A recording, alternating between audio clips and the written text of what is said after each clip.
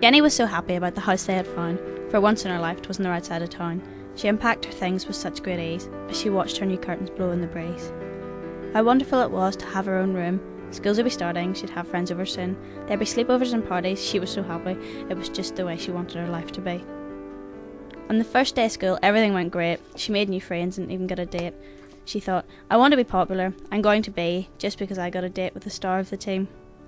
To be known in the school, you have to have clout. Dating this guy would sure help her out. The only one problem stopping her fate, her parents said she was too young to date.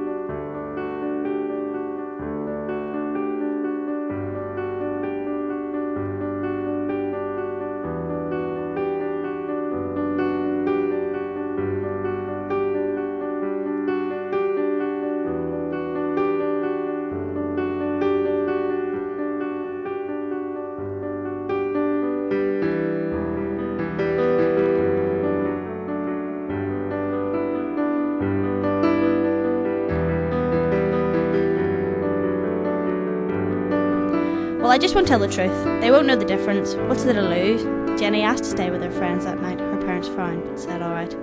Excited, she got ready for the big event, but as she rushed around like she had no sense, she began to feel guilty about all the lies. But what's a pizza, a party, and a moonlight ride? Well, the pizza was good, the party was great, but the moonlight ride would have to wait. Jeff was half drunk by this time, but he kissed her and said that he was just fine.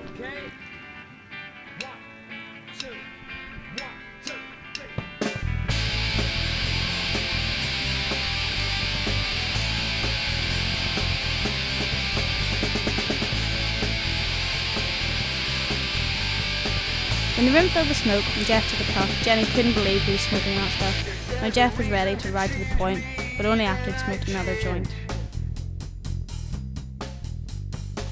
If there's a reason to be who I am, then I change. Happy to be what they want me to be. Happy to do what they want. They jumped in the car for the moonlight ride, not thinking that he was too drunk to drive. They finally made it to the point at last, and Jeff tried to start making a pass. A pass is not what Jenny wanted at all. By a pass, I mean I don't mean football. Perhaps my parents were right. Maybe I am too young. Boy, how could I ever be so dumb? Jeff cranked up the engine and floored the gas. In a matter of seconds, they were going too fast. As Jeff drove on in a fit of wild anger, Jeff knew that her life was in danger. She begged and pleaded for him to slow down, but just as he got faster as they neared to the town. Just let me go home, I'll confess that I lied. I really went out for a moonlight ride. Then all of a sudden she saw a big flash. Jeff, slow down, we're going to crash.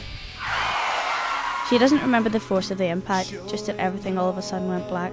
She felt someone remove her from the twisted rubbles and heard, "Call an ambulance, these kids are in trouble." Voices she heard, a few words at best, but she knew there were 2 cars involved in the wreck. Then wondered herself if Jeff was alright and if the people in the other car were still alive. She woke in the hospital to find faces so sad. We've been in a wreck and it looks pretty bad. These voices echoed inside of her head as they gently told her that Jeff was dead. They said, "Jenny, we've done all we can do, but it looks as if we're going to lose you too." "But what about the people in the other car?" Jenny cried. "We're sorry, Jenny, but they also died." Jenny prayed, "God, please forgive me for what I have done. I only wanted to have one night of fun. Tell those people's families that I've made their lives dim, and I hope that I can return their families to them. Tell Mum and Dad that I'm sorry I lied. It was my fault so many have died. Oh nurse, please, won't you tell them for me?" The nurse just stood there and never agreed, but took Jenny's hands with tears in her eyes, and a few minutes later Jenny died.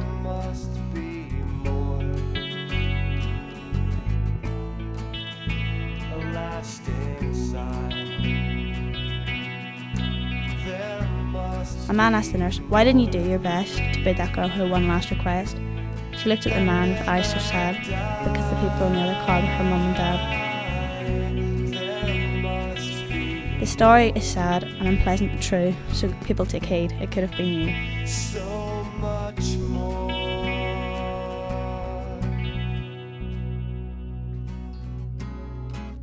trying to fill the void,